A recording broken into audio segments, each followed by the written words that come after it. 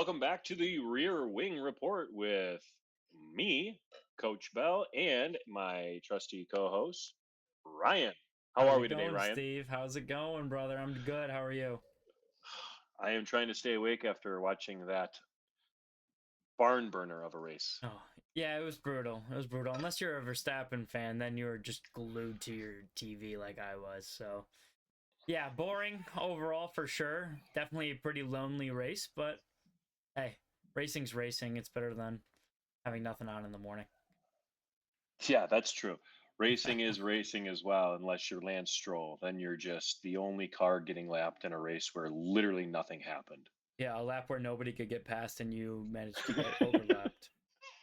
Wild. uh, but yes, we are here to review Suzuka. So let's jump right into it. We had a podium of Max Verstappen, Lando Norris came in second, and Oscar Piastri in third. Verstappen led almost every single lap, except for when he pitted, and your boy, your young Padawan, Kimi Antonelli, became the youngest driver to ever lead an F1 race. Yeah, I love it. I love it. I heard his little conference at the end, and he was just talking about like how much like confidence it was building in him. Like if I get up here, I like know what I'm doing. He was even hoping for a safety car to come out so that he would have a chance to kind of get a new set of tires and end up in a pretty good spot. But yeah, it makes me laugh. Seeing a young dude like that, and it's just like a. I don't know if it's because I am such a fan of Max Verstappen. I'm waiting for the next young shot to kind of come out there and perform. And I think he has that ability to do that. I think like Max was like 18 years old and like 280 something days when he won his first Grand Prix, and we'll see if maybe Kimmy can match that too. So that'll be interesting to watch out. And I have a trivia question for you here because you Okay. mentioned a young man in second place. Uh huh. Every driver who have finished Suzuka in second since 1995 have never gone on to do this. Can you tell me the answer to that kind of open-ended statement? Win the World Drivers' Championship. Yeah, it hasn't been done. Yeah, since 1995, every driver that has gotten second place in Suzuka has lost the drivers' championship. Saw it on Twitter. I don't know how verifiable that is, but I'm gonna roll with it because I think that's a really cool thing to look at. Yeah, I mean that's it's a wild kind of stat there, and it is pretty interesting that you figure like, hey, you starting the year out pretty strong, right? Your third race of the year, you're coming in second, and that you don't win the World Drivers' Championship. Yeah. I mean, notably, Max has won it 4 years in a row, so that kind of takes a few of the people out of the running there. Hmm. But speaking of some other kind of fun statistics, we can kind of call the World Drivers' Championship right now. Actually, we could have called it last year, or I'm sorry, last week, right? Because did you know the statistical indicator for the China Grand Prix um, that is attached to the World Drivers' Championship? I Have have you heard about no this one? idea. No idea. Uh, I think it's the last five times, the last five different winners of the Chinese Grand Prix, or the last 5 years they've run it. The winner of that has gone on to win the World Drivers' Championship. So, Oscar Piastri, Oh, come on down, collect your award. interesting. Season's over. We don't have to have another Suzuka, so we're good to go. Bold take for the rest of the year. Piastri's gonna win the world. Yeah, he's gonna win the driver championship. That'll be fun. Yeah, I mean, If that happens, I'm locking that thing in on DraftKings you day heard it here one. first. Bet it now, Ryan. Bet it We'll while you see. Yeah, can. we'll see. We'll see. Maybe it'll be a next year bet for sure. But obviously, we got to mention Max. Yeah. 64th race he's ever won.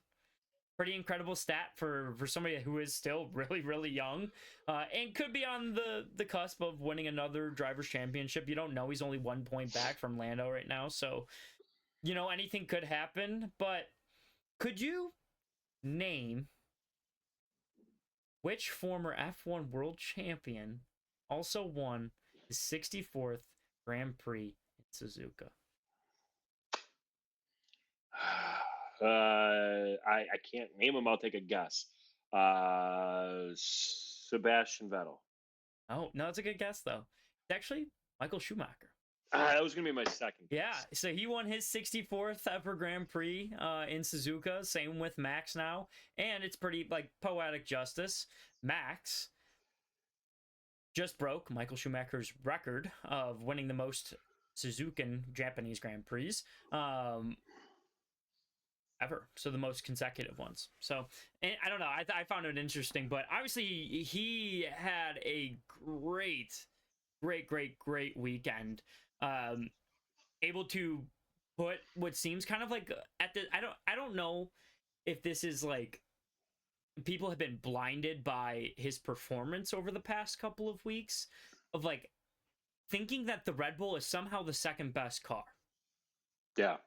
There I don't know. I find that interesting that people are still coming from this perspective of like, oh yeah, he's driving the second best car. Nothing is pointed towards this being the second best car. The only reason it's the second best car is because Max Verstappen is behind the wheel.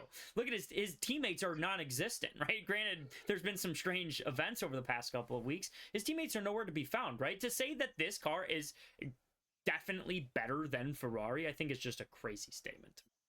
Yeah, I'll give you another crazy statement in a second here, but I mean, he's dragging that car into contention, and the truth is probably somewhere in the middle, right? The car's not as good as he's making it look. The car's not as bad as Liam Lawson made it look, and it's probably still better than Yuki made it look this weekend. But I think the second best car on the grid is actually the Mercedes, Yeah, right? I I mean, absolutely. What would be like your top five right now, or top uh, four? top four, I think McLaren number one, Mercedes number two. You, I think you could toss a coin in the air, and I'd be happy either way with Ferrari three, Red Bull four, or vice versa. Yeah, Um, just because Ferrari's there, but I mean, like you have a multi-time world champion in Lewis Hamilton struggling to drive that car, struggling to be consistent with it, and I mean, he sounds very unhappy with it. He says there's a lot of problems. Hopefully, they get fixed. Leclerc's been off the pace in qualifying. Like it's not where it was last year at the end of the year. It looks like they took all of their momentum from the end of the year and kind of just stopped. I yeah, don't know if they just said, "Hey, we're shutting it down. We're focusing on 2025 alone." I'm sorry, on 2026 alone, but like they didn't progress at all this winter. And McLaren clearly took a step forward. Mercedes took a step forward.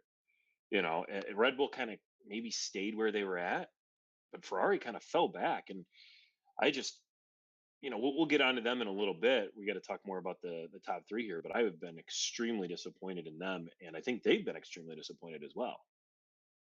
yeah. Even Lewis making kind of like some statements in like the media and everything, saying like, yeah, like we'll see where we're at when we get our upgrades in a couple of weeks. Like that coming from a driver, of his status and like his ability to drive cars, like it's kind of a telling statement of just kind of where they're at as an organization. We've kind of focused a little bit on like, oh, are these like older drivers who are going to new teams? Are they struggling for a specific reason? And I don't really think you can put all the blame on him. I think that the huge problem is that yeah, I would like Ferrari is just struggling right now. Like they're having a lot of issues. Yeah, I tell you what, a lot of things to fix for them, a lot to work on. Hopefully they get it figured out. We've got a pretty fun season on our hands, but person who had no issues this weekend was Max Verstappen. Overall, you kind of touched about it on the top. You're very impressed. Said great weekend. I think Christian Horner said it was a perfect weekend. Mhm. Find it hard to disagree with him there, but I don't know about you. I walked away from this race, A, being extremely bored, but B, being extremely disappointed in McLaren. I'm with you. I'm with you 100%.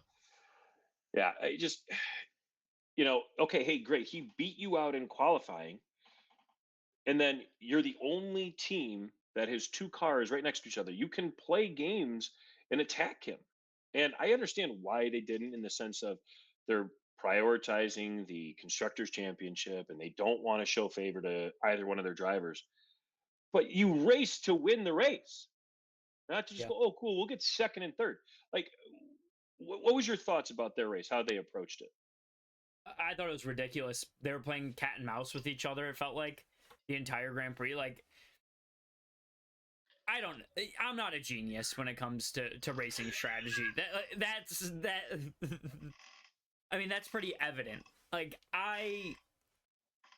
when to me the whole issue is like I understand both sides of the argument that there could have been a potential for a swap that it looked like Oscar was going to go faster than Lando, but nothing was really proving like that was true. Like nothing really suggests that like that is like absolutely true. It's like he was warming up his tires, and it's hard to catch people on this circuit, and like we're not oblivious to that. Like a lot of the races that we have in the next couple of weeks, it's hard to overtake, but to me it seemed like Oscar was faster, but I also understand that like Lando's kind of milking his brakes to see if he can make a last second push, but it's like you had 57 other laps to kind of worry about your tire strategy and making that right approach, given like it just didn't seem like anybody had a good idea of what their tire strategy was going to be throughout the week. But if they're it's the same thing that we talked about on episode 1. If you're going to make a decision from the get-go like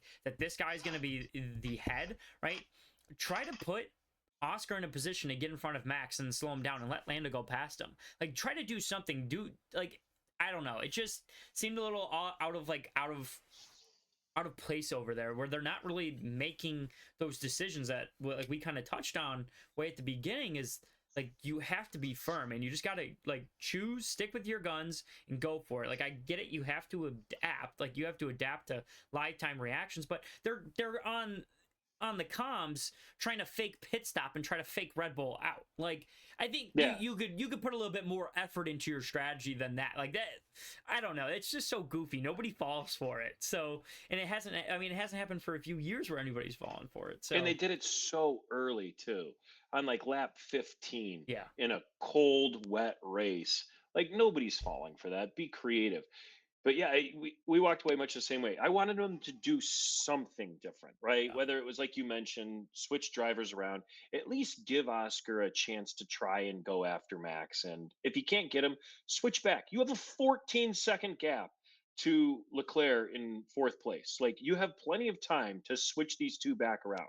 yeah, And people are like, oh well, what if Oscar ignores it? Then if he ignores it, then the team principal will deal with them. yeah.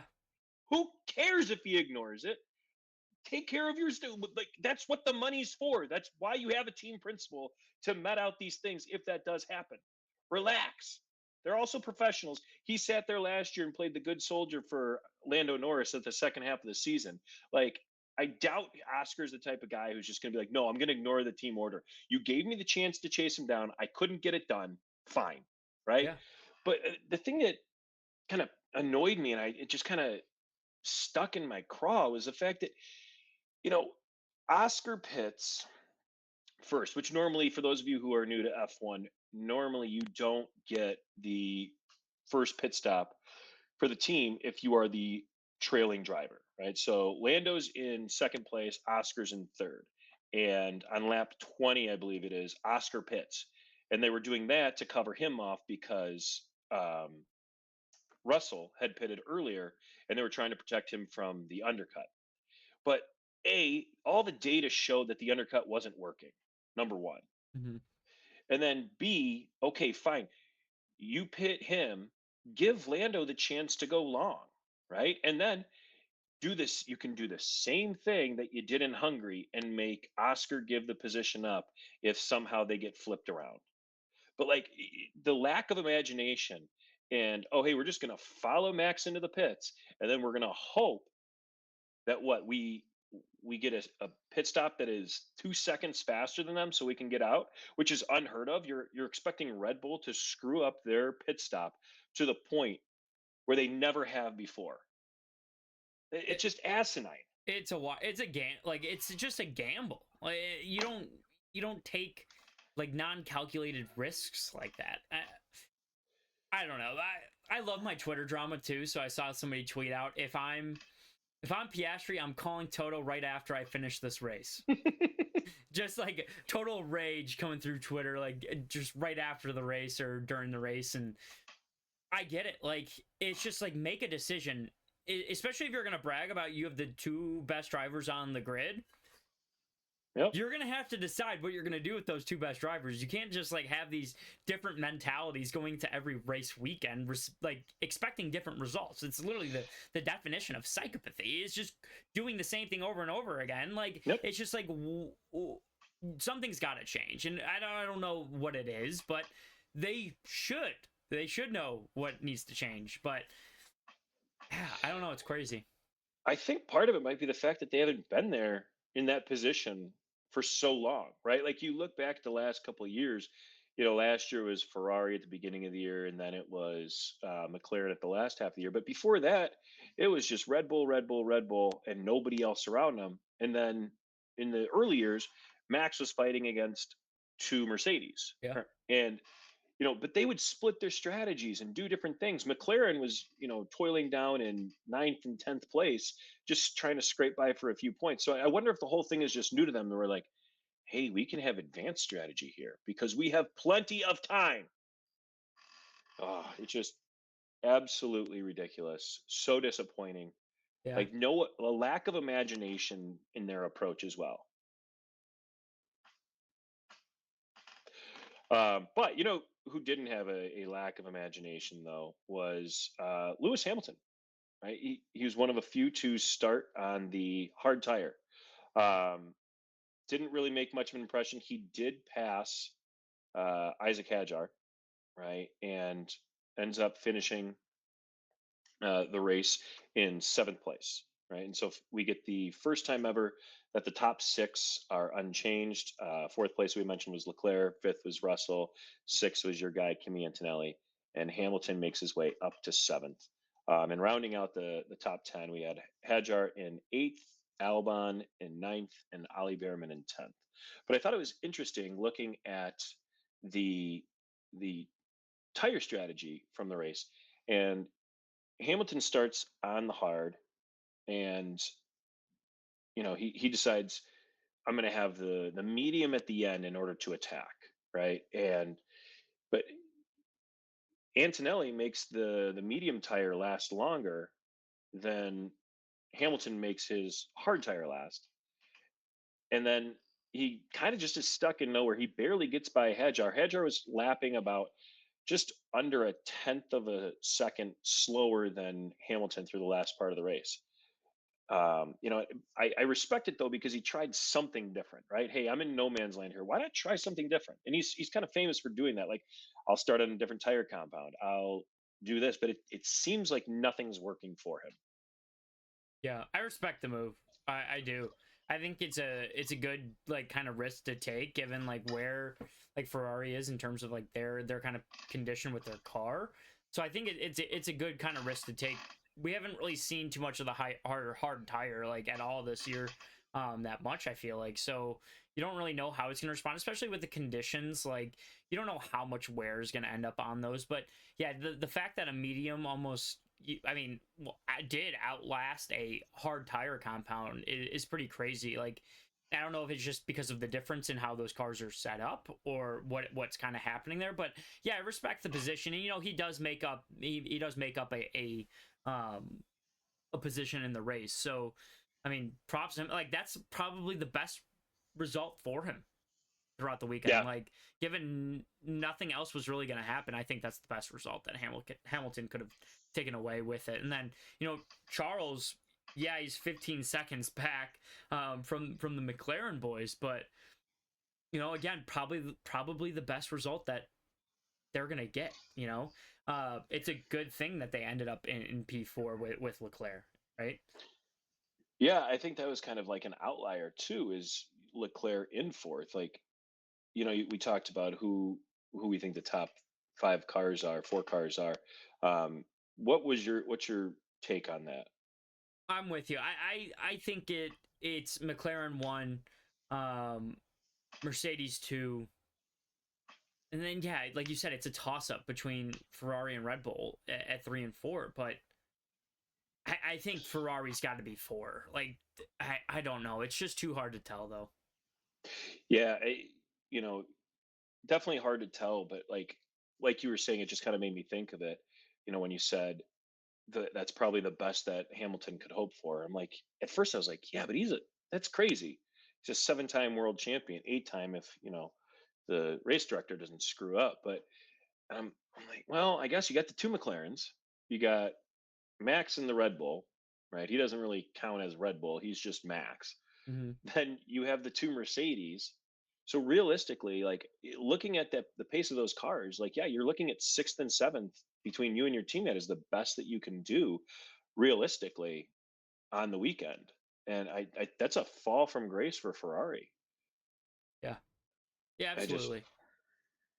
But yeah, like I just think that's where they're at though right now. So yeah, I'd put them at 4. I think that just makes the most sense.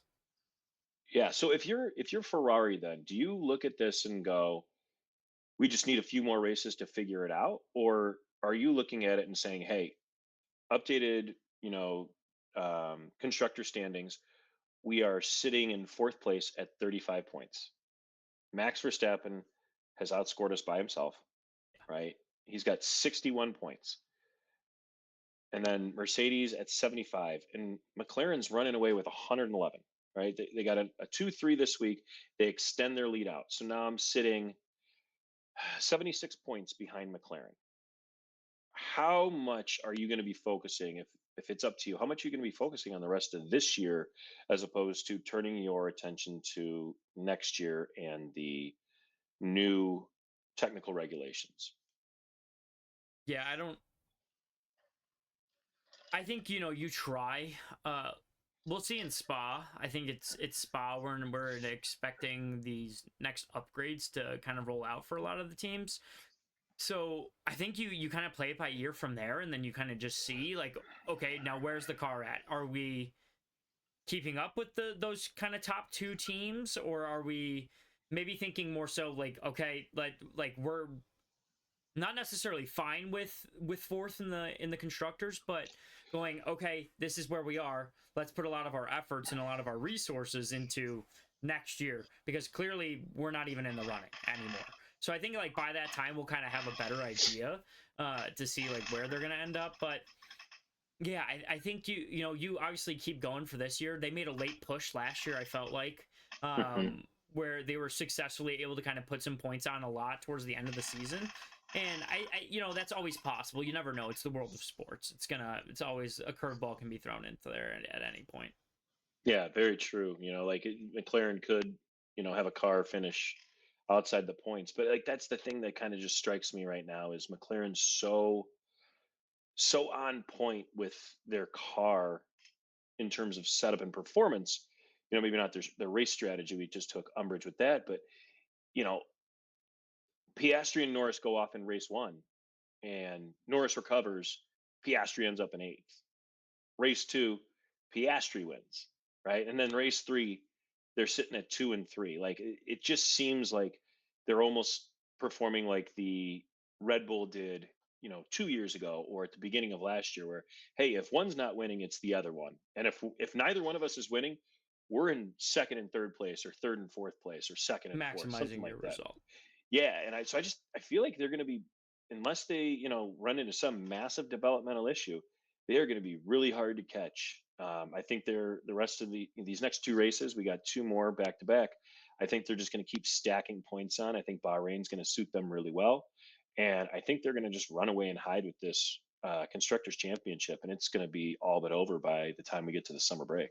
Yeah. No, I agree with you. I think that's absolutely true. And did you see Max's comment where he said, if you would have seen me in their car, you would not have seen me at all, right? Like he Yep. knows, and I think it's pretty obvious at that point, like at this point, like just a few weeks in, that McLaren is far superior than the rest. Like, yeah, Yeah. Mercedes has done a really great job, and but they're still running 15 seconds and plus Yep. compared to the McLarens in the entire season so far. So, yeah, the understating of the car. It's just been wild, like over the past couple of weeks. Like, yeah, no, we're definitely like in the top three for sure. It's like, no, you're one, and you're one by a lot. Yeah, I like that it was a subtle jab too at Lando, and his take on everything about the best drivers and on and Yeah, on. Like, hey, kind of subtle call out of you do have a really good car and you're not maximizing it Yeah, though. you're not maximizing it. Hey, there you go. Yeah, Right. right. There we go. No Jack Doohan punt this time. We got a Max Uh, Verstappen punt. we got some time left in the episode, my friend.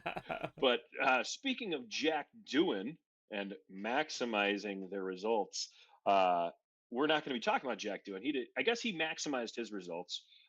Did not end up in last, even though I thought he might end up being there. But uh, two guys who are maximizing their results are a couple of rookies. Yeah. Um, we had Isaac Hadjar finishing P8 and Ali Bearman finishing P10.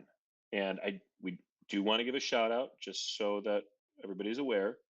Um, Jack Doohan did not finish in last. You know exactly where he finished off the top of your head. Top of my head, I P18. He was not P18. He got all the way up to 15th. What? When? I Yeah. must have fallen asleep right at the end of the race. I don't know. Yeah, the two things that happened in that race, Lance Stroll got lapped, and somehow Jack Doohan managed to get his way up to 15th. I will give him a quick shout out, real quick. Him and Lance started the race on the softs, hoping for that early safety car. We've had, I think it was, I read before prior to this year, we'd had three first lap safety cars 3 years in a row. So I think like, hey, do again, give them props, do something different, try it out, try and be fast, and approach the race somewhat different from everybody around you. And so it worked out. But we're here to talk about Ali Bearman and Isaac Hadjar. What did you think about their performance? I think they both did great, right? Like again, like we kind of mentioned in the preview, like these rookies are doing well. After the first week, I wasn't sure how things were gonna go, but yeah, they're getting the best results again. Like obviously, we didn't have much position changing or anything going on in this race, like, but they both ran really solid races, and even when a rookie, like in the post conferences, Ollie's going, yeah, it was actually a really lonely race. Like a lot of them seemed bored, and even the rookies are bored, right? So the moment's not too big for them. I think they're making really, really great kind of choices, and we talked about like last week with Hadjar specifically, like how is he going to compare to Lawson, right? Or mainly how Lawson's going to compare to him, right? But like how's he going to look to him? And again, we see another consistent finish. And that's what these midfield teams need, are these guys that can consistently kind of finish in that middle of the pack, right? Like that's like a driver that you want from like a Pierre Gasly and stuff. And these young guys Yep. are like already showing that they're them and that they can do that, right? So a lot of them, I feel like like Isaac Hadjar, he's not going to be in a Red Bull seat for that much longer. I think he'll end up going to a bigger team. Like just based on his performance the past couple of weeks, I predict like once his contract's up or whenever, and I don't even know when that is, but dude shows that he's got it, right? And Ollie Bearman, he's got it too. Don't get me wrong, like he's driving a moped all the way to the finish line every week, right? Like the Haas is not fast. It's not fast at all. But he Yeah. has the natural kind of race instinct that he's shown over the past few weeks that it's just been overall like pretty impressive. Yeah. I mean, I'll start with Ali there. You mentioned that he said it was a lonely race, and boy, that makes sense. You look at the timing sheet. He's 14 seconds behind Albon, who is in ninth place, and Fernando Alonso's almost 5 seconds behind Bearman. So I mean, it kind of makes sense. He's just driving out there on his own. Yeah. And then Isaac Hadjar, I'll tell you what. Number one, you kind of mentioned, hey, he's going to end up going somewhere else. If he's not careful, he might end up being Max Verstappen's teammate by the end of the year. We don't want that. Yeah, we don't want He, that. he better stop doing so well. For the Um, longevity of his career, I hope he does not. yeah. But he was about 50 seconds, almost a minute ahead of Lawson. Yeah. And, I'm thoroughly impressed by him. Helmut Marko was thoroughly impressed by him. Talked about his race and, how he had speed and he showed consistency. And they even found some areas in the data where he could actually get even faster. So I think that's impressive. Something that will not be impressive is our prediction review, right? So we're going to take a quick break, and when we come back, we'll check out those reviews. All righty, coming on back, we are looking at our predictions from Suzuka. Uh, I might have had the most disappointing race, even compared to Lance Stroll. I don't think I got anything right, but we'll kind of go through these, and we will kind of give some shout outs to ourselves when we deserve it. That won't happen a lot during this one, but hopefully it happens more moving forward. So I said for the podium, it was going to be Piastri winning the race, Verstappen in second, and Leclerc in third. with I Orlando mean, with Orlando crash on lap 1 or something like that, right? yeah, I said Lando's going to crash out of the race. He almost did crash out of the That's race. true. Though. You were right there. So Yeah. I got to give I, credit where credit's due. I guess we should probably talk about that for a brief second as an aside. What did you think about when Lando decided to go and do his best John Deere impersonation next to Max Verstappen? Like Max said, and that's one expensive lawnmower. Like that, it was a wild move, and I don't necessarily blame Lando for that at all. He should not have been released right away. Like that was Yeah. I'm surprised honestly that they didn't get an unsafe release on that pit exit. Like that was a really questionable thing. It's an event that should not have even happened. I think both of those guys understood that right away. So Yeah, I kind of get it from their point though. Like, hey, we probably shouldn't release him. We might get an unsafe release penalty, but that's 5 seconds. And then what do? You just tell Piastri, hey, we screwed up. Slow down, increase your delta between you and Lando. And then, by the way, you have 14 seconds to Leclerc in fourth place. But to me, it was like a flop in basketball. It was like, yeah, screw it, I'm out of ideas. I guess I'll just do this now. But it was nice to see them try something different. Instead of racing, they were gonna pick up lawn care for a bit. yeah, But you did much better on the podium prediction than I did. You had Verstappen in first, so props to you for the win. yeah. Congratulations. There we go. Right. One But correct. yeah, you had Piastri in second and Norris in third. So you did switch it around a little bit, but you got Yeah. all three on the podium. Yeah, I did. And, if McLaren just would make up their minds, I probably would have been right. But, we won't speak on that at all anymore. So, Yeah, if McLaren had made up their minds, I might have been right because Lando probably would have crashed out in a rage at that point. yeah. But, um, you know, I crashed out quite hard. Last point, I said Sonoda was going to get the last point. He finished 12th. And you said it was going to be Pierre Gasly. Uh, I'm going to give myself the win on this one. Ali Bearman actually got the last point, Yeah. but Yuki Tsunoda finished in 12th and Gasly finished in 13th. So Yeah. I You think, win. I mean, I can see. there are no winners in this one, especially for me. But and then last place I said was going to be Jack Doohan, and you said Gabriel Bortoleto. Just for a frame of reference, Bortoleto, you were close. He finished 19th. Now the problem is he was about, I think, 18 seconds up the road from Lance Stroll. But by the standard of being closer on track, you kicked my butt up and down the race course. I said it was going to be Jack Doohan, and he finished, as we discussed earlier, in 15th position, about 30 seconds ahead of Lance Stroll. So we should have known that it was going to be Stroll, but maybe next time that'll be the Lance Stroll last place award. All right, and best bets. I think this was a great place to make some money. You made some really good money with this one. Oh, Shout yeah. out to you. You said it was going to be an all Red Bull and McLaren podium. Yep. Great job by you. You called it. Yep. Hopefully you guys cashed in on that. I didn't even place a bet on it, but it's all right. Hopefully you cashed. I didn't have faith in myself, right? Yep. You guys take the risk with the finances. I just am the mastermind behind this operation. For at least 1 week, right? Yeah, just don't quote me on that.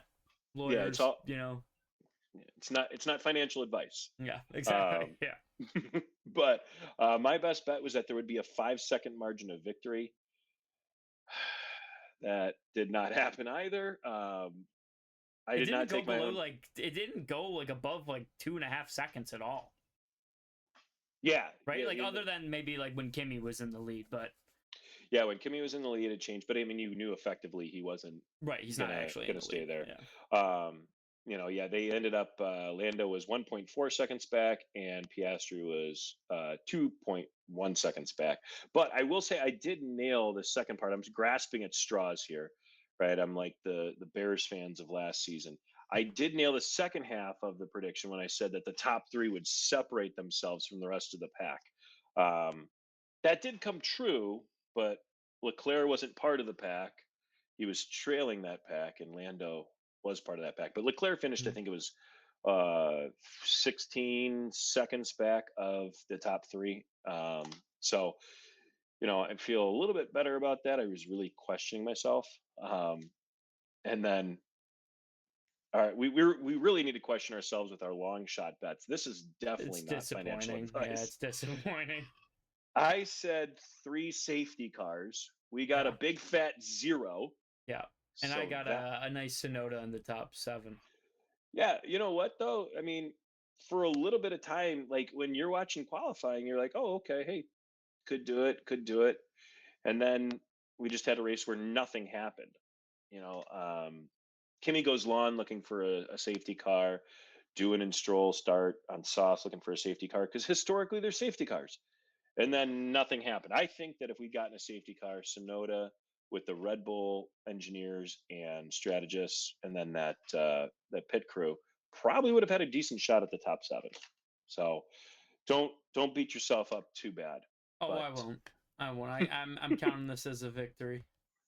all right, well, I did place a large bet on Sonoda in the top 7, so I might have to come beat you up. Yeah. Um, but I did take it as financial advice. I was like, that's a great call. Yeah, I'm not Dave Um, Ramsey. Few among us are. I'd settle for being Caleb Hammer, but Yeah. you know, uh, you know, last thing that we need to do here before we get out is our best drive, worst drive, right? So, who did you? I'll let you kick it off and go wherever you want. Best drive or worst drive? My best drive is it's a very easy answer. Max Verstappen had the best drive. I mean, from quali all the way to the end, the result of the race, it was just like like Horner said, it's a perfect weekend. It's a perfect weekend. Like I don't know what the probability of Max winning that race was on Wednesday before we start quali. But it had to have been really low. It had to have been low. I think they went in there, with the acceptance of, if we can get a top 3 finish, we'd be doing pretty good. But we end up getting a victory, and that's the best potential for them. So best drive, Verstappen. Yeah, that's more than fair. I originally had settled on Verstappen as well.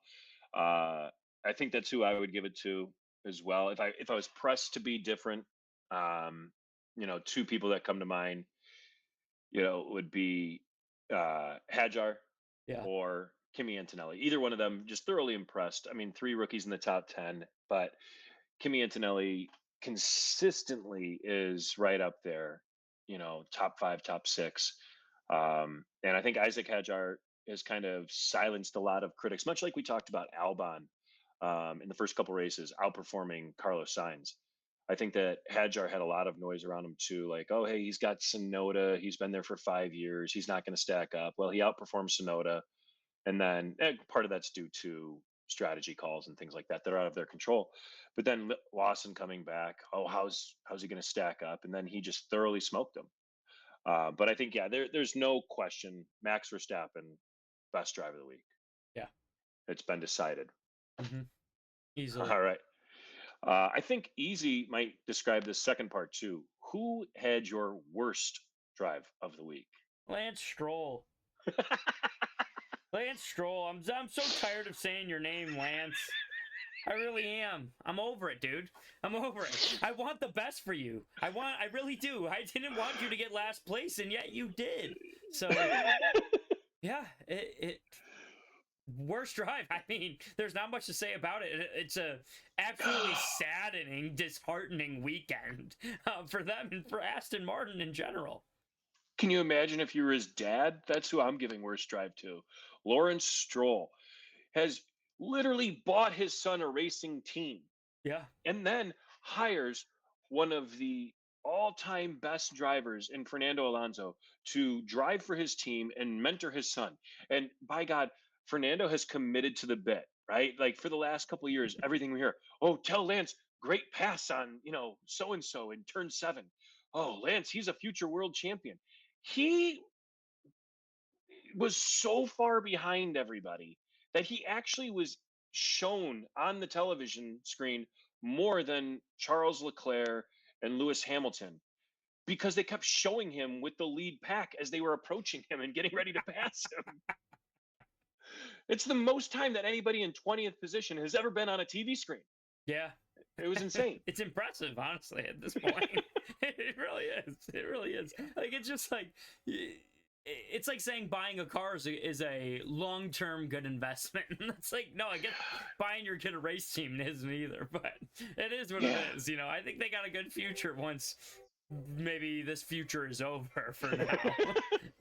Well, Papa Stroll's doubling down, right? He said he's committing another $50 million, and Yeah. Aston Martin will be here for a long time. So we will not be here for much longer. What do we got coming up next, Ryan? We have our Bahrain preview coming up in the next couple of days. We'll talk a little bit about some of those drivers that have been struggling over the past couple of weeks, and we'll talk about our podium predictions, our best bets, our long bets, our last points, all that kind of jam. So it'll be an interesting one. It'll be a good one. I think we have an exciting week, maybe more exciting than this week coming up. So I'm hoping for the best. And we'll get Let's another hope so. preview in the Cadillac corner as well. Oh yeah. All right. Well, Ryan, it has been a blast. Yes, sir, Steve. Been a great one. All right. Appreciate Hey, you. I appreciate you, and we appreciate everybody who listens and follows along. Please remember to like, rate, review, subscribe, and download. Also, Ryan, where can they find us? They can find us just about anywhere. The Rear Wing Pod at gmail.com. If you have any questions or anything, hit us up on there. We're also on YouTube now at Rear Wing Report. You can see some video stuff there. And then also we're on X, so we're at Rear Wing Report. We love the Twitter world. We'll be a little bit more active on there in the future. And also TikTok as well, also at the Rear Wing Report. Pretty much at Rear Wing Report on any social media platform. Yeah, and hey, you know what? Let's do a special little promotion. The first person to send us a question that they have that they want addressed on the pod, we'll give them a special shout out on the podcast. Yeah. So once again, that email is therearwingpod@gmail.com. Send your question there. If you are the first one in, we will give you a shout out on the pod. All right, Steve. All right, Ryan. All right, peace Stay out, safe, brother. buddy.